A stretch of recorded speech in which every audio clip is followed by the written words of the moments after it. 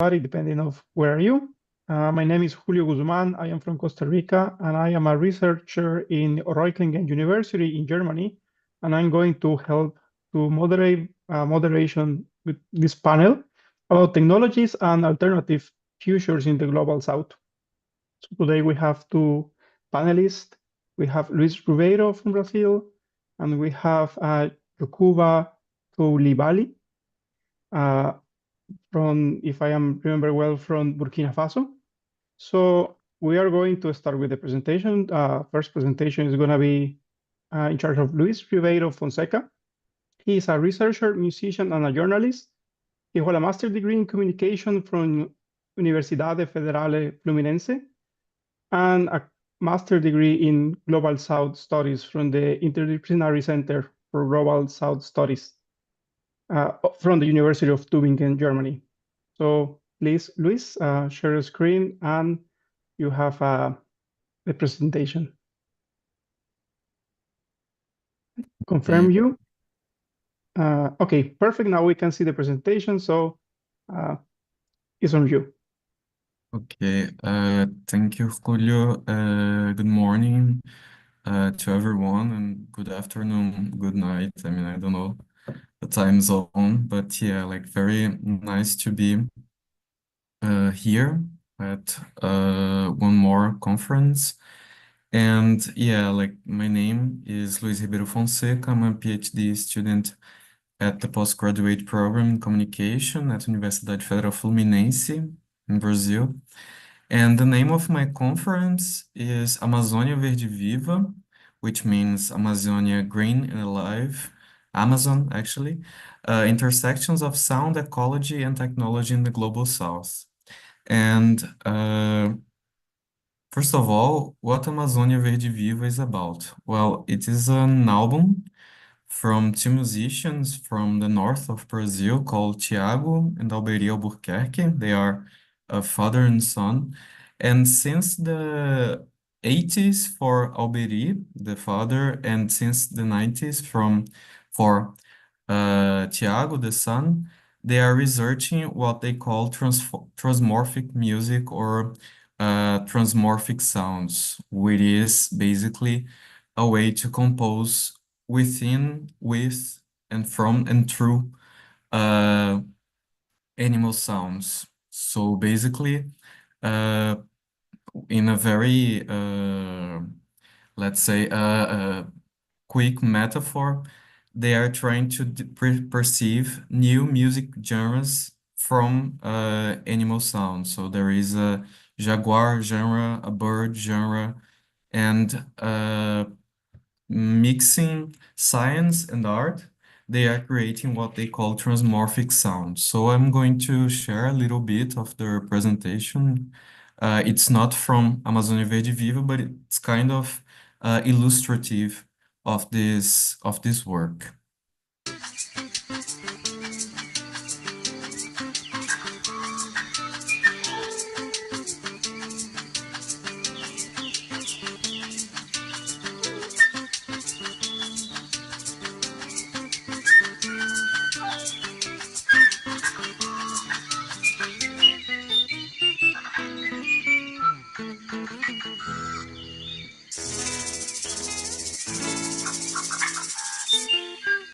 So yeah, I'm going to develop further on their creative process, but basically, instead of older composers that listen to the birds and try to compose from it, they try to do the opposite direction and follow the music of the animals. So there is like a changing in the human-animal relations at first sight, at least. So first, I'd like to talk a little bit about brief walking into ecology studies in humanities, just to situate where my work comes from. So we have The Tree Ecology, is a classic by Guattari, and the idea of Anthropocene, which is a concept from two geologists, and they published this this paper about Anthropocene in the 2000s, aiming to develop an idea that the human, in a very we fashion, are marking the earth with a geological footprint that will transform the era and therefore like lead to climate change and global crisis and migration crisis and so on and so on. So instead of Anthropocene, but with Ferdinand and other decolonial authors, we have a critique of Anthropocene and the idea of Capitalocene and Plantatiocene, in which there is no more we, but actually the global north creating through plantation, through coloniality, the root or the basis to the crisis we are in now.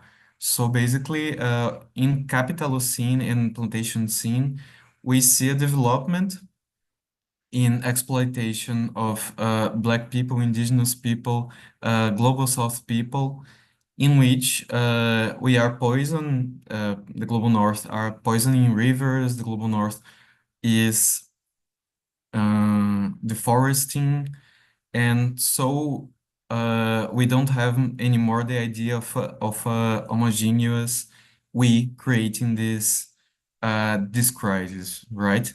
And then in Brazil, we have the idea of perspectivism, or in Portuguese, perspectivismo ameríndio, by Viveiros de Castro, in which we have a development of not anymore human and non-human relations, but from the indigenous perspective, we have subject relations. So from indigenous epistemologies in Viveiros de Castro, but from different authors such as Ailton Krenak and Davi Copenau. I didn't put here, but Davi Copenau is also a very important author. We have this idea of the nature can be also is part of us, but not only as some sort of sighting of a distant site, but actually part of us as a relative of us, as a friend of us, and we are developing our identity or more than our identities from the perspective of the animals, from the perspective of the from the stones, from the mountains. So this connection is based on surpassing the idea of mere human, non-human relations, which are very developed in the Western perspective, but we have a different side here.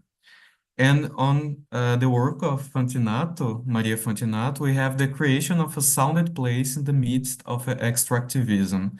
To be more precise, in the midst of Amazon extractivism in Brazil. So, through the development of, to the advancing of companies in Brazil doing mining, doing deforestation, and exporting commodities from the Amazon to the world, we have a shaping not only in the site of the forest, in the monoculture through soy plantations and stuff, but also you have a development of sounded ideas in which the silence is disturbed through a different type of silence, through a silence that can be connected with death of the forest, with death of different plantations to the development of just one plantation, and also the noise of the machines, creating new soundscapes, to use the Schaefer terminology, from extractivism. So using this idea, like pushing from Fantinato, uh, coming from Fantinato, I would like to just briefly describe a hearing into ecological sound art and ecological sounds. And we have a dialectical, if we could use this term, but a retroalimentation between written theory and sound theory, which can be used like sound as a sort of thinking endeavor, thinking behavior. So we have a written theory, Ecological Sound Art by Gil Murray, in which this is an English author, and he's thinking about ecological sound art from the perspective of the global north. And we have zoomusicology, which is an older stream of thought from the ethnomusicology, in which researchers uh, record and try to transcribe to the musical score chants of different animals. And I use this example of musician Ren, or in Brazil, it is called Uirapuru. And we have also the Ochoa Gautier, that it's a Colombia author that thinks about the concept of orality, but more recently she's thinking about the creation of nature in music and through different movements, for example, the folk music in the 70s in the United States until now. And from Southern theory, we have this idea of music or sound that actually, in my perspective, it's intertwined because what we considered as sound or what we considered as music can be is changing throughout times and throughout works. So we have The Voices of the Rainforest by Stephen Feld in 1991, in which he records with the Kaluli people in Papua New Guinea. The idea he records uh, the sounds of birds in this rainforest, but also like he tried to maximize the sounds of the birds as a way to perceive the forest from the point of view of geography. So, like in a few words, how the Kaluli people map the forest through the chants of the birds, and therefore they can form like a, a place, an ambience, an environment with the birds, and not like using the birds as resources, as the Western or the global North tries to actually, they have this mindset of resource, nature as resource.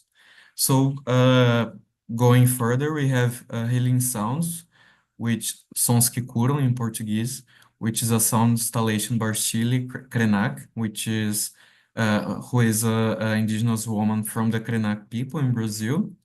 And we have the installation, the way Earthly Things Are Going by Emeka Ogbo, a Nigerian sound artist. So like my aim with this slide is just to give a basis to what Amazônia Verde Viva is, in my perspective, of course, as a researcher, and what it can be.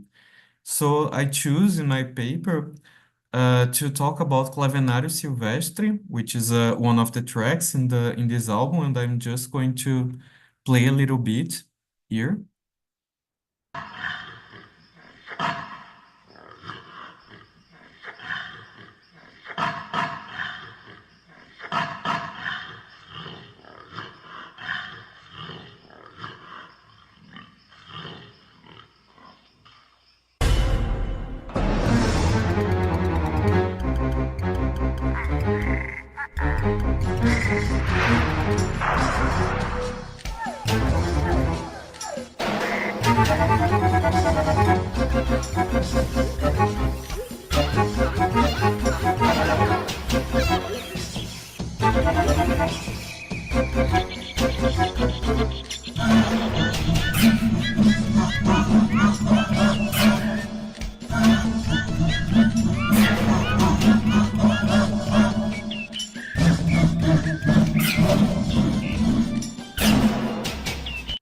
So this track is a good representation because it uses the sounds of several animals in the Brazilian Amazon. For example, the jaguar, which we call onça, and the uirapuru or curió, different types of birds.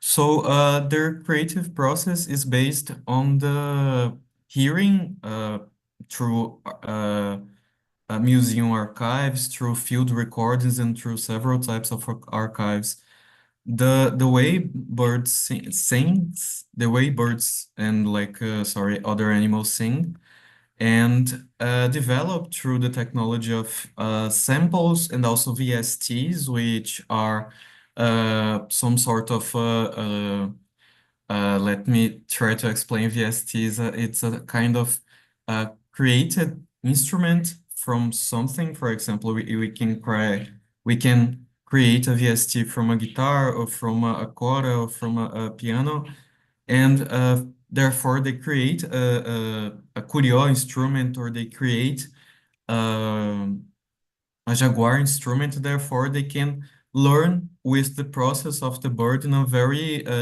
symbiotic way. And on the first side, we have, of course, the symbiotic relation.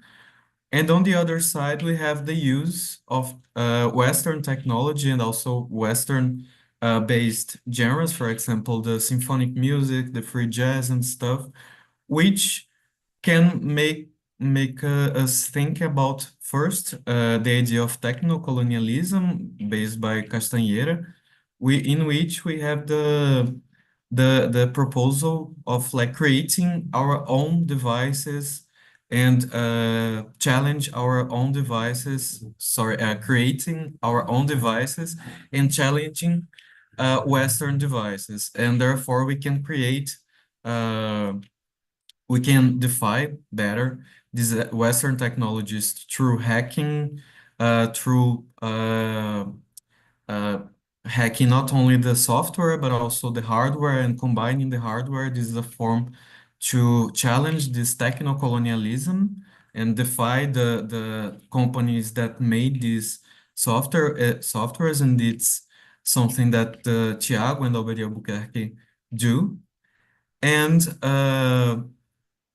on going further, we have, of course, the construction of places, because it's a work that creates, let's say, soundscapes and environments, despite of the ongoing uh, Amazon deforestation. So we have a very true connection with the animals and the forests in Amazon, despite of this deforestation, and also challenging this ongoing deforestation that it's happening as we speak. And also we have this idea of working beyond human, and also seeing these relations as type of subject relations. So to use like a Viveros de Castro quote, for example, the blood for the jaguar is actually the beer for us. So we can, in this quote, we can perceive that we are not talking about the human and non-human relations from the point of view of humans. We are talking about it from the point of view of subjects. So in that matter, we can interact them in a non-hierarchical way, or a non-radical, actually a radical way, surpassing these human non-human relations or human machine relations. So I'm using these three theories: techno-colonialism, construction of places amidst extractivism, and subject relations by Viveiros de Castro, as some sort of tools in my research, but also of course, there are different prisms and different ways of perceiving this work by Tiago and Albert Albuquerque. And these are tools that I'm using in a more exploratory way, because we can use further theories, we can use further methodologies, because the work is not still like is not stable. We are still developing it. As a final considerations, I would like to say that ecological written and sounded narratives are not homogeneous, nor have a simple vision of nature. And of course, we can see people using nature sounds as resources. We can see different types of ecological sound works doing different types of sounded theories, and also promoting different types of ideologies. For example, this division between Anthropocene and Capitalocene, because yes, we talked here, it's very easy to just make everything uniform through saying that everything is Anthropocene and not blaming anyone, but we are very sure that there is a group that we can blame and that we can fight against also the capitalism, the colonization, and the imperialism, and so on. And these, therefore, don't deliver us a simple or a uniform vision of nature or a sound of nature. There are different sounds and there are different visions. So also, as I said, Anthropocene is a categorization, sorry, of the global north, in which it creates a flat and simple we. And my question, actually, my PhD question is how sound takes a role in this vision in the global north, in the global south, and beyond. So I would like to finish with this quote by Salome Vogelin in her book Sound Possible Words, in which she says, sound art, however, does not produce an object either artistic or otherwise. It creates environments, time, space, places that are contingent and reciprocal, invisible in the sense of unseen, producing a mobile place of the heard from the dark possibility of all that sounds, without an ontological trace inside. So I'd like to thank you, our panel, and also everyone who's watching. And my name is Luis Ribeiro Fonseca, and this is my mail. I'll be happy to be in touch with you all. Thank you very much. Thank you very much, Luis, for your presentation. If any of the attendants have any question, please let us the panel know. I actually have two questions because I am very far away from the topic. The first question that popped into my mind after your presentation is about this relationship between music and sound, which can be the main components. And let me structure better my questions. We use as humans a lot of elements for nature as inspiration for creating music, like rain, rivers, animals, as you present. But which are the main components for taking the sound of the river, for example, and call it music? There is a kind of categorization on elements like that to say this is music and not only sound, not only noise. That's a very important question. Thank you for that. I think, I mean, there are numbers of theories and numbers of propositions about those topics. And for example, we have the idea by John Blacking that music is the organized sounds. Or, I mean, you can have like just the noise or the silence of the river or the white noise of the sea that is like there, and then we can organize as very Cartesian and very uh, minded basis human beings, and just like took these sounds and therefore organizing them and transforming it into music. So that's a first theory I mean, one of the first theories that the organization of those sounds uh, it's what differentiate the difference between sound and music. So like the bird makes sound because he's not aware that he is doing sounds, or like the jaguar is not aware that he's producing roars or something like that. And if we take them, we transform into music. So for my point of view, this is more complicated because that's where like the colonial and like another types of anthropologists and ecologists go further, because they know very well that there are other types of consciousness and also other types of spiritualities that perceive that also the jaguar can organize and also the bird can organize, and therefore go beyond and, I mean, develop a music from some function and develop this other music for this other function. So when I talk about sound art or even only sound, I try to surpass this idea of music of only organized sounds, because we can I don't know if I'm also explaining that well, if I'm making sense, but I will try the best of it. But basically, music, in my point of view, it perceives a very differentiation between mind and body uh, production. So music, it would be this idea of organization, and meanwhile, sound would be everything that produces acoustic relations or acoustic phenomena. And I think actually that all acoustic phenomena can be organized, and therefore, like music, it's a only tiny part of it. And actually, it can be like pulverized between a lot of sound of organized sounds. So Mhm. it can be a surpassing, like in my point of view, of course. Sure, sure. Thank you for, yeah, it is, I understand perfectly the answer, especially this notion very north of this word white noise. And when they say white noise is rain, which in other culture rain is music, or it's more spiritual connected, of course. Just a very short question before moving to the next presentation.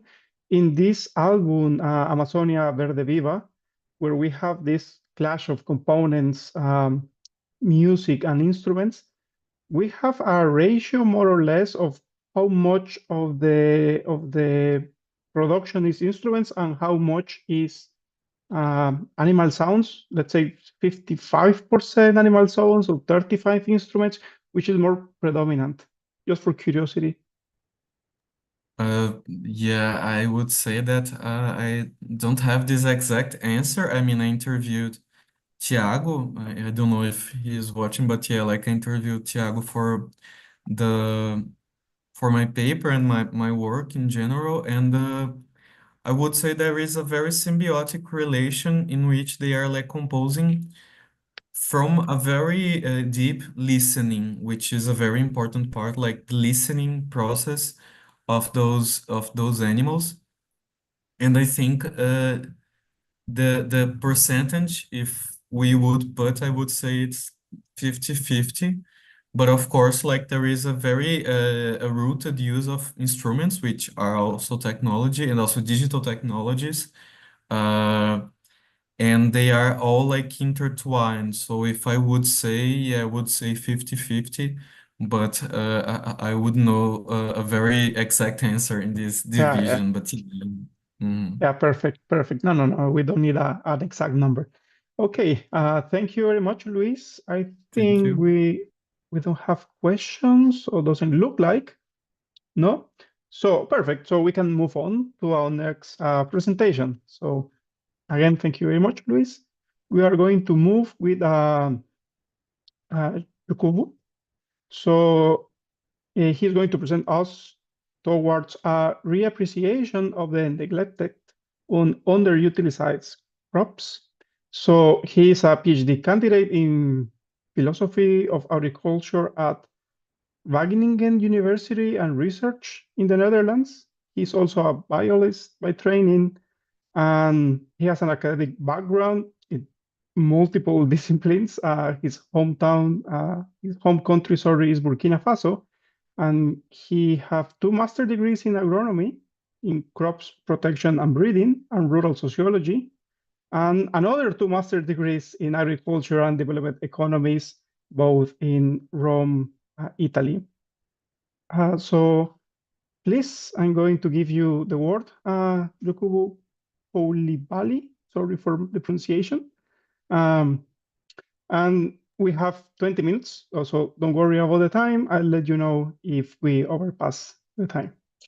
So are you here with us? Oh, it's Okay. perfect. Can you hear me? Yes, now I can hear you. Yeah. Can I start Okay. with sharing my screen? Yes, please. Yeah. Okay.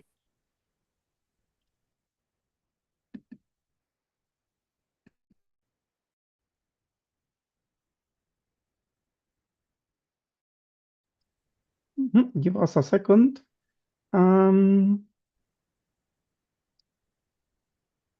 Okay. I will confirm you. Okay, now we have the presentation. You prefer this view, or do you want to have the view mode, the presentation mode, sorry? Or this is okay? Present. Presentation mode. Yeah, Okay, please. perfect. We are ready. Okay, all yours. Okay, so thank you so much. So it's a great pleasure for me to be here this afternoon to present some of the first insights of my PhD research.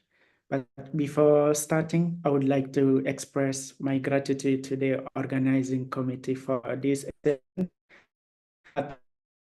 presentation, and was impressed by the quality of the presentations and also of the discussions. So thanks for giving me the opportunity to also share and engage in the discussions. And I would also thank the supervisors from the university for their constant support. Also thank the colleagues and everyone who is joining and watching later on. I hope you will be, I hope you will enjoy my presentation. So my presentation is going to be structured around 3 main points. It's going to be structured on 3 main points. I will start with conceptual definitions, and then later on, I will be presenting about the agrobiodiversity crisis in terms of extent, the nature of the crisis, and also the characteristics of the crisis. Second, I will be presenting about the theoretical and methodological framework. And lastly, I will be presenting the preliminary results and the conclusions I came along with. So to start, first of all, what is a biodiversity? Biodiversity, as you probably all know, is the variety of all living things.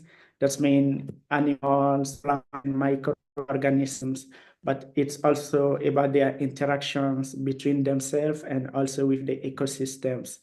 So we have 3 levels of diversity here. First of all is the diversity, genetic diversity. It's also about the species diversity. It's also about ecosystems diversity.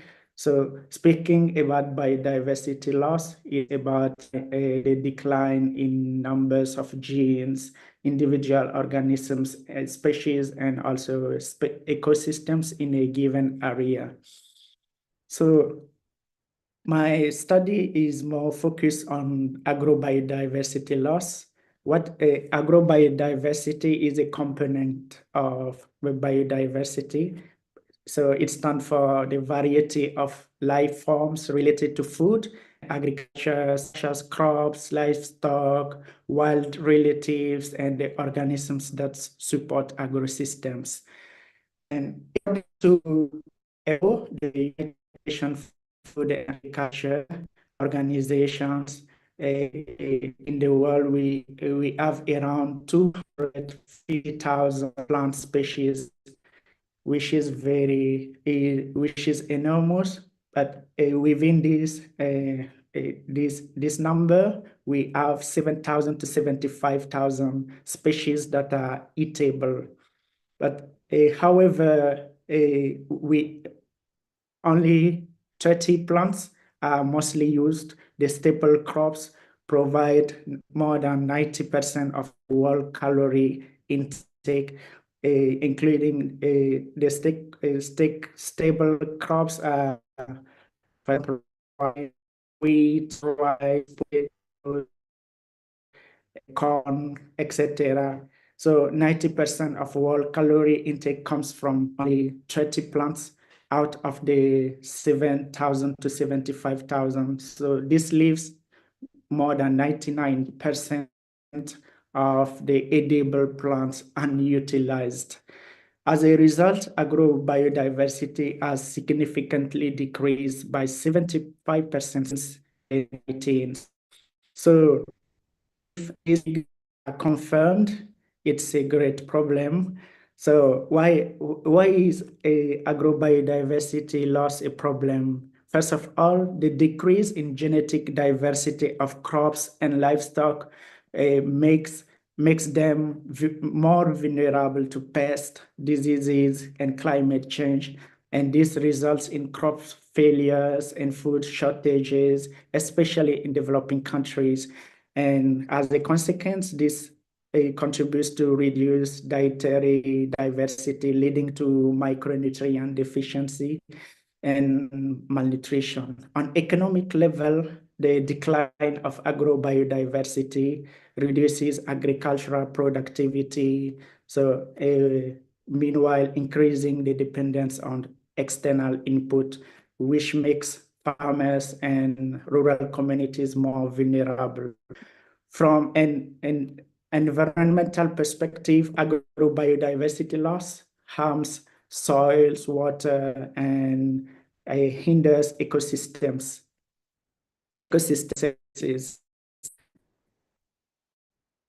For Elliott 2020, biodiversity loss is one of the significant challenges humanity is actually facing, and current efforts to address efficient. So this requires a variety of innovative technical solutions that are currently used. And some authors, like social psychologists, have found that things like values, taking into consideration values, beliefs, norms, attitude, etc., can help raise awareness and promote conservation efforts. Our study starts from two hypotheses. It is our presupposition that the agrobiodiversity crisis is not only an ecological problem, it's also a deeper crisis. It's the consequence of a deeper crisis, which is the breakdown of human nature relationships, as the scholar mentioned it. And our second hypothesis is that the disconnect between human and nature from imaginaries, our ways of thinking and relating to nature, and also to the other person, which are problematic. So this leads us to the question that what steps can be taken in order to change our relationships and thereby moving toward a more sustainable future. As a solution, our thesis that we need to explore relational ways of being and being, like Ubuntu in the African thinking, in the African philosophy. So our research builds on particularly the neglected and underutilized crops as a case study to analyze the philosophical roots of agrobiodiversity crisis. So now, what are the neglected and underutilized crops? Because this is the case study we are using. So the neglected and underutilized crops or NUTS includes wild, semi or fully domesticated plants, cereals, vegetables, legumes, roots and tubers, fruits, nuts, and spices. They are primarily grown, they are centers of origins, they are marginalized by development, they are adapted to agri niches and marginal areas, especially dry areas like a great part of my country, but their productivity is very low. The NUTS also are linked to local food and associated and religious ceremony. They are poorly represented in in gene banks ex situ, particularly in ex situ conservations, but they have multiple functions and multiple needs. So, and if you realize that momentum going on around the neglected and underutilized crops, for example, last year, 2023, was a year of millet is a category, a group of neglected crops. There are many initiatives at level and also at scientific level, political level, etc. However, what we hear from is that these initiatives are often led by Western academic or expert knowledge, thereby excluding or suppressing the knowledge of farmers and indigenous people who are known to be the primary preserver of agrobiodiversity. So this is this situation is epistemic injustice. An epistemic injustice has many consequences. It's particularly it violates a person's capacity as a subject of knowledge, which is a very essential human value. So neglecting a capacity agent is dehumanizing, and secondly, it denies the chance for the person, the victim, to contribute to knowledge production, while the listener also misses valuable insights. And thirdly, persistent undermining of person's knowledge can lead to decreased confidence and a loss of knowledge, as the Santos call it epistemicide, in the depth of knowledge. So we observe from the literature also that there is a activity in normative conflict, many normative tensions and conflict within the debate of the neglected and the crops, but also biodiversity. So biodiversity, like any other scientific concept, is a value-led, and it transports particular of social values over others. For example, biodiversity, as we currently know, is frequently equated with species richness, emphasizing quantitative measures while overlooking qualitative aspects like relationships, so this is problematic. And coming back to the neglected and underutilized crops, it's legitimate to ask, from whose perspective do we say that these crops are neglected and underutilized? For whom? First of all, we can see from literature that it's from the perspective of the researcher, policymakers, and development practitioners. The criteria that have been used to categorize these crops are more oriented toward economic aspects and productivity, but there are many other aspects that have not been taken into consideration, where, for example, certain crops in certain places are neglected, but in other countries they are staple foods. Like in Burkina, the picture that you see on the slide, this is a crop. In Burkina, we consider it as a grass, but in Chad, for example, in Central Africa, Burkina is in West Africa, but it's considered as staple.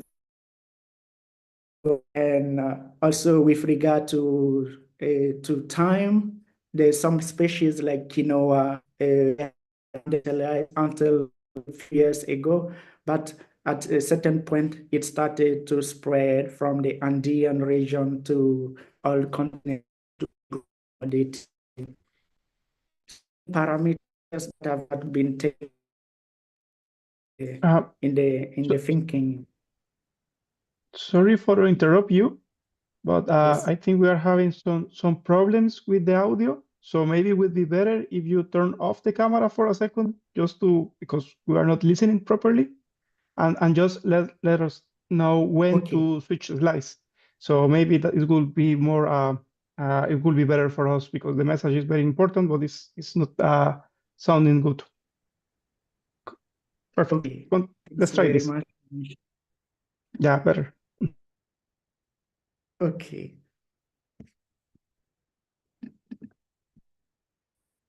Can you please move to the next slide? So here there is a problem. The problem is we have a conflict between our Western academic knowledge and knowledge vs indigenous and local knowledge systems. But the problem is not the coexistence of diverse epistemological frameworks. The problem is fundamentally the imposition of one system of knowledge over other, especially expert knowledge with its underlying worldviews and values as the norm. And this has colonial roots. So the debate, we think, needs to be decolonized. Next slide, please. So our framework for decolonization comes from the thinking of a Senegalese economist and philosopher who is called Felwine Sarr. Sarr engages with the concept of colonial library as articulated by Valentin Mudembe to critically examine how the knowledge about Africa shaped by colonial narratives perpetuate epistemic violence and reinforces stereotypes about African societies. So it calls for an epistemic shift, moving away from Eurocentric models to an ecology of knowledge where different disciplines and methodology like oral and written can interact to generate new understandings. So here, for us, we think that Sarr is calling for an epistemic pluralism. We see it when we are confronted with knowledge systems with fundamentally different worldviews and value. It's challenging for us. We think that it's important to account for pluralism. Next slide, please.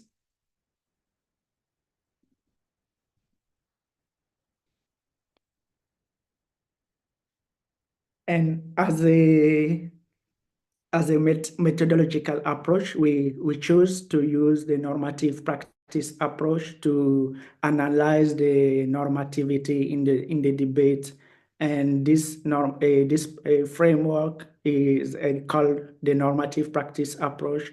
It comes from the philosophy, the reformational philosophy developed by a Dutch philosopher called Herman Dooyeweerd.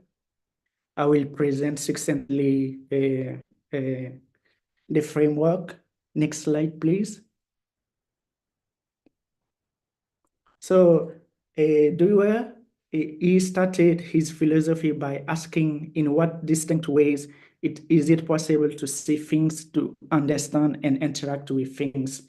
So he came up with a framework which is called the 15 aspects of Dewey.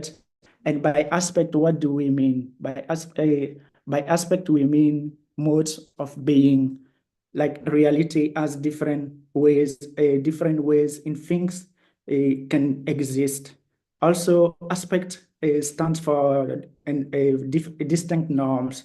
That means ways things can be considered good or evil or harmful.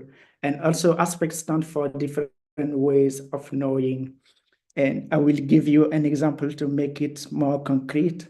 For example, the chair on which you are seated, or the table where is made from wood. So we can say that it has quantitative aspect and the quantitative aspect stand for the fact that it's one table, not two tables. So there is a quantitative aspect to here to consider. There is also a physical aspect. There is a biological aspect, because the wood that has been used to make this table came from a tree and from a forest. So it has biological aspect in it, and it has been bought somewhere. So it engaged a financial economic transaction. So here there is an economic aspect, and there is also a legal aspect, because there was a contract that has been done between the seller and the buyer. So of the table is quite complex, is quite multiple. So we need, and every aspect is distinct and cannot be reduced to each other. So they have to be recognized and known for what they are. Also, each aspect reveals a particular kind of reality. So when all those different aspects function in harmony, this leads to well-being, to peace, to health, to prosperity. In essence, this is what the Hebrew word shalom means. Like when everything functions in symbiosis. So that means reality is quite complex, and we need to make justice to reality. And there is when there is harm when we go against the laws of an aspect. There is also harm when we ignore or we elevate one aspect over another aspect. So fundamentally here, no aspect should be absolute and can't be considered as the sole origin of meaning for everything else. So here the problem absolutely by valuing one aspect over the other, we create this is called absolutization, and it undermines the good the different aspects can bring to reality for harmony. Next slide, please. So here are the different aspects. I will not go in details here. Next slide, please. So the normative practice approach helps to define the norms and principles that hold for social and professional practices. And it helps also to analyze how those different norms and principles cohere and interact. And so it helps to unpack the complexity and tensions in social practices. How did we use this approach? We fundamentally started from the presupposition also that knowledge production and distribution and integration is fundamentally a social practice where different actors with different values, different interests, and acts. So there is normativity, many values that are interacting here, and it can create tension, etc. So we need to unpack all the complexity. So from the perspective of the normative practice approach, every practice is composed of two sides. We have one side is the constitutive norms. Every practice is composed of constitutive norms that stand for there is a qualifying norm, like in agriculture, the qualifying norm is more the technical. How can we produce more in a small plot of land? So here there is also foundational norms. There are also positioning, like the foundational norm in agriculture is the economic productivity. How can we produce a lot with little input? And every practice also has a regulative side, and the regulative side is where the norm view, the world views, the beliefs, value systems interact. So here, this normative practice helps to identify the different categories of norms and how they interact. And the tensions emerge when there is a reversal between different norms. For example, actually, we see around us that the economic norm is valued over all other norms. The next slide, please. So here is the illustration about the normative practice approach. So we see the constitutive norms, we see also the regulative direction that the different worldviews also leads the practice toward. Next slide, please. And then we have here, this is the example of agriculture. We have the agriculture, the funding norm is technical and the economic norm is the qualifying. But when we inverse, we create some problems. But there are also other aspects that needs to be, agriculture needs to be open also to moral, to jural, and also aesthetical aspects, social, etc. Next slide, please. So as conclusions, our studies, the first results we came up with is, first of all, we have, I will not go into the constitutive, I will not address the constitutive side of the practice, but I will more, I'm very much interested too. So from our analysis, we see that there is a conflict of worldviews, particularly when we look at the conceptualization of the neglected and underutilized crops and biodiversity in general. Experts and farmers, they have different ways of thinking about those crops and biodiversity. And those different perspectives stem from different presupposition of what nature is or should be and what is the role of human in it. For while the expert emphasize the economic aspect, farmers value more the social cultural aspect. But I give you an example. There is an ethnic group in between Burkina Faso and Mali. They are called the Dogon people. For them, if fonio is the oldest grain cereal in Africa.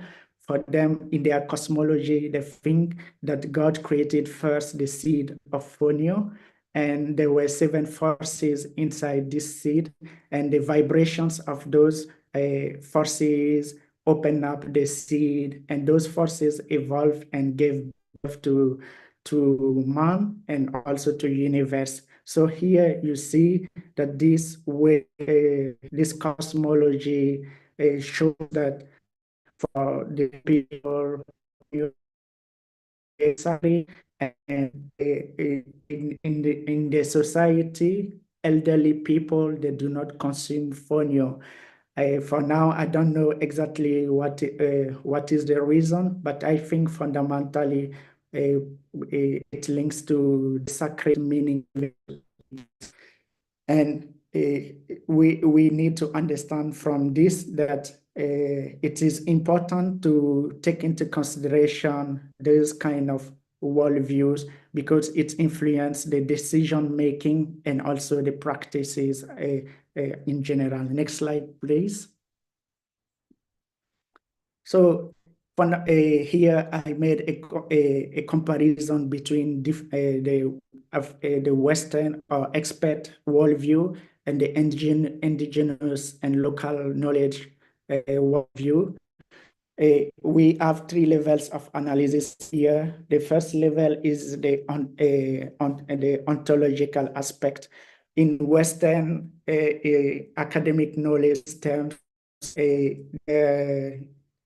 a person is a person from because of the mind. Like, the famous quotation of René Descartes, I think, therefore I am. That means it's the mind that defines personhood in the Western society. But in African society, and I guess it's the same also in Latin America, and I think Louis can confirm. So in African ontology, our personhood, a person is a person because of his relationships to others. So, and the famous quotation of Ubuntu, I am because we are. That's mean my existence is linked to the other people, and it's not only my relationship to people, but also it's people of the same the contemporary people, but also the past generations, the past generations, and also the future generations. So there are many here, but we are also connected to nature, etc. So this way, this ontology gives the epistemology. Here, knowledge is not individual, something static that it needs to be shared, something that I can gain for myself, but it's here it is socially situated, it is in interaction. And in terms of value, you see that in the it's more Western society, individualist values are the prominent, but in African, and I guess all the other Southern philosophies, it's communitarist.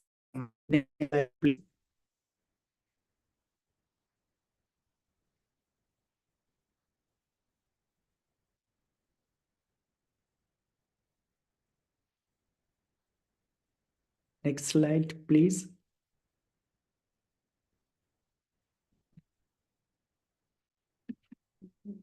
So, what does an effective? The second point came up. We need to the different aspects from the different culture, etc. But what the effective reintroduction of the neglected and underutilized and agrobiological life form in the normative practice approach. So for Dewey would agree that the African view that human beings are biological nature rather than being above or against it. It also acknowledge that there are distinct differences between plants, animals, and humans. So here the relationships are are very distinct, not ontology, but here it's very much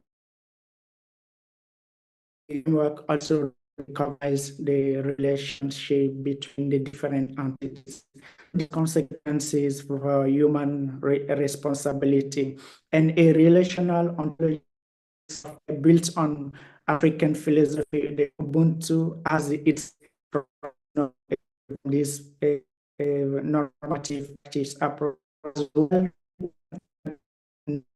is also needed to improve, for example, and underutilized crops, and also to integrate them in global value chain, like the quinoa, which is a very good example, which it was neglected many years ago, but at a certain point, an interest, and then there have been a lot of investment into the improvement of its productivity, and then it got into the global values. So this is the framework, those aspects. Next slide, please. Last minute, just for closing. We are in the last minute. Okay, yeah.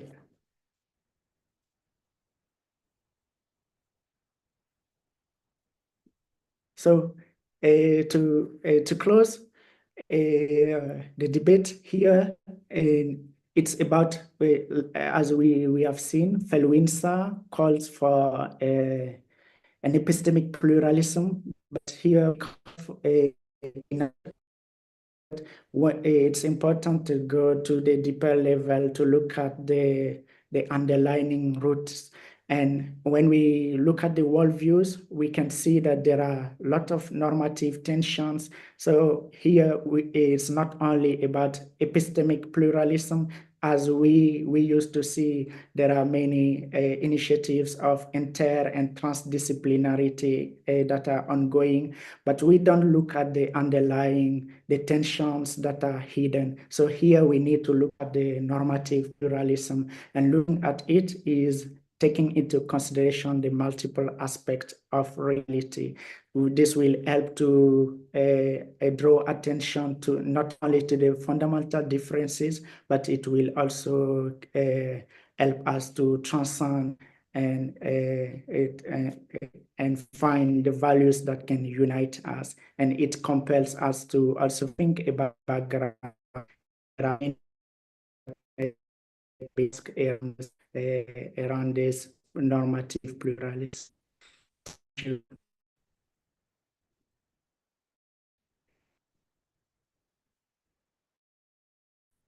So it's here.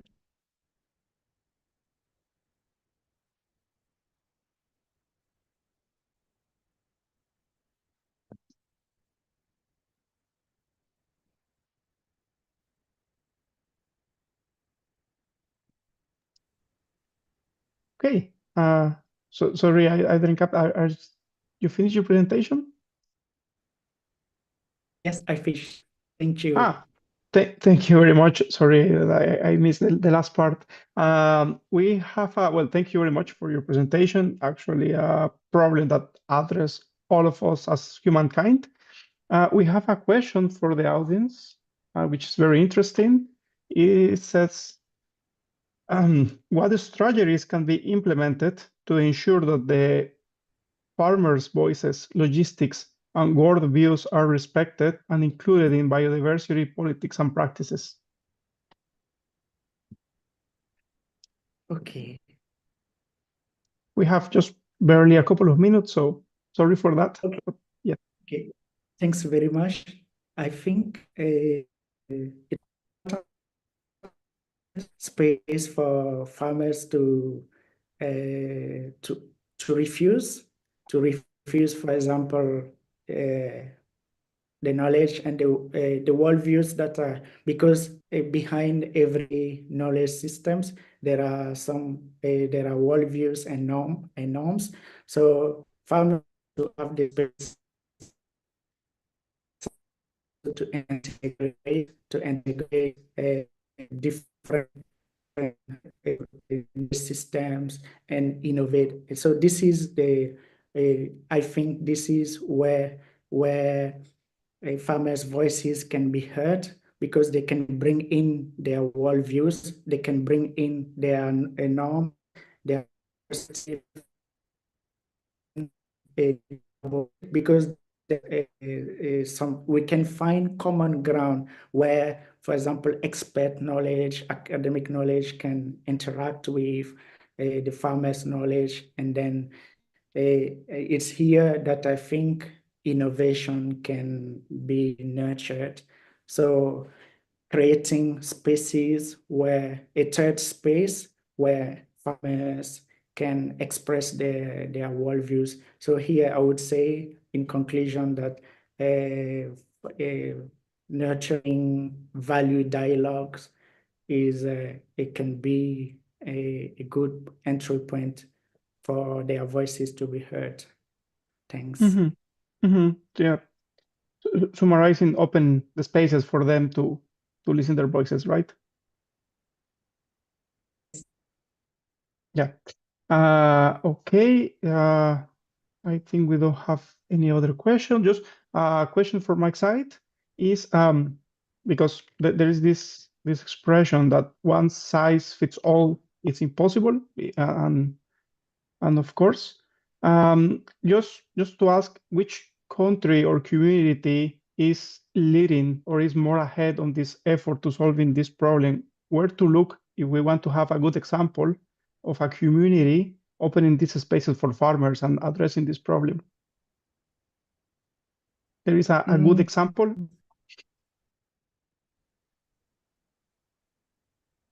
Okay. I think there are initiatives that, for example, in FAO, I've worked there a couple of years ago. There is an interesting mechanism. It is called CSM, Civil Societies Mechanism. So it's